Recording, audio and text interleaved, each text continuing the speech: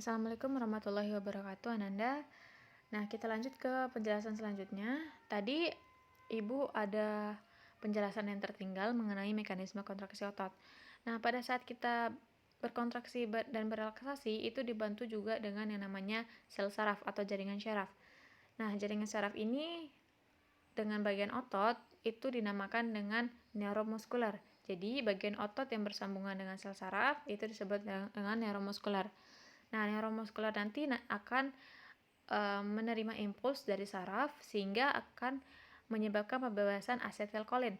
Nah, asetilkolin ini adalah senyawa kimia yang fungsinya untuk pembebasan Ca2+ yang fungsinya untuk berkontraksi dan berelaksasi pada otot.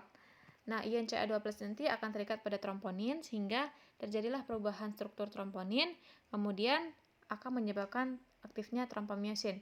Nah, kepala myosin nanti akan menarik aktin pada daerah aktif trombomyosin dengan bantuan ATP dan terjadilah kontraksi pada otot. Seperti itu ya. Nah, kemudian kita lanjut ke macam-macam gerakan yang ditimbulkan oleh gerakan pada otot. Yang pertama ada ekstensi dan fleksi, yaitu ekstensi meluruskan, sedangkan fleksi adalah membengkokkan. Kemudian ada abduksi dan aduksi, yaitu menjauhi dan mendekati badan. Depresi elevasi, menurunkan dan mengangkat. Supinasi pronasi, yaitu menengadah dan melengkupkan. Kemudian ada supinasi, pronasi, menengadah dan melengkap tangan, dan rotasi gerakan memutar ke kiri dan ke kanan. Nah, ini bagian A adalah contoh menengadah dan melengkapkan tangan, contoh dari supinasi dan pronasi. Jadi gerakan supinasi adalah gerakan membuka pada tangan. Kemudian gerakan yang menutup tangan itu adalah gerakan pronasi. Kemudian ada gerakan abduksi, yaitu menjauhi badan, dan gerakan mendekati badan itu ada adduction atau aduksi. Kemudian ada elevasi, yaitu mengangkat kepala, dan depresi, menundukkan kepala. Kemudian ada gerakan fleksi dan ekstensi, yaitu gerakan menekukkan dan meluruskan bagian pada tangan.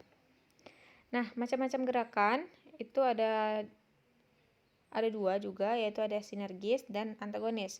Nah, sinergis ini adalah gerakan otot yang bekerja satu sama lain sehingga menghasilkan satu gerakan, yaitu pada saat kontraksi dan relaksasi artinya bersamaan. Artinya menghasilkan satu gerakan pada bagian tubuh. Sedangkan antagonis adalah gerakan yang berlawanan sehingga menghasilkan gerakan yang berbeda arah. Contohnya dapat dilihat pada gambar 81, 3.18 dan 3.19.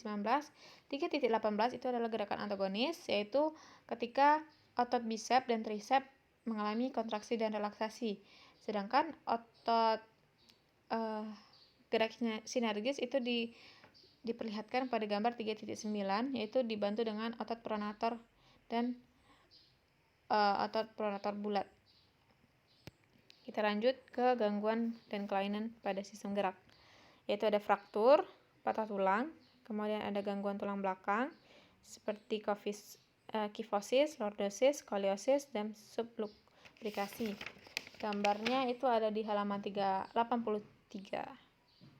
Nah, contoh dari skoliosis, jadi ros-ros tulang belakangnya membengkok.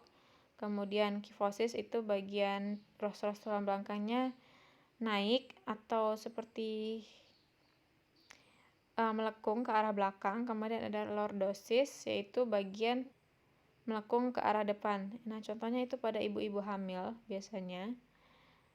Nah, kemudian ada gangguan fisiologi tulang. Nah, bisa Ananda pause video ini dan Ananda baca. Ini juga ada kelainan pada otot dan kelainan pada sendi. Kemudian mengenai teknologi untuk mengatasi kelainan pada sistem gerak, yaitu ada patah tulang, kemudian ada penyembuhan kanker, ada penggantian sendi, transplantasi sumsum, kemudian penanggulangan skoliosis dan kongenitalis dan implan, tangan, kaki, dan bionik, kursi roda, penanggulangan kaki O, viskosuplementasi, dan pencakokan tulang rawan. Nah, mungkin hanya sekian penjelasan dari Ibu. Silakan Ananda resum video pertama dan kedua mengenai otot. Kemudian resumnya dikirim melalui WA pribadi Ibu. Ibu akhiri, wassalamualaikum warahmatullahi wabarakatuh.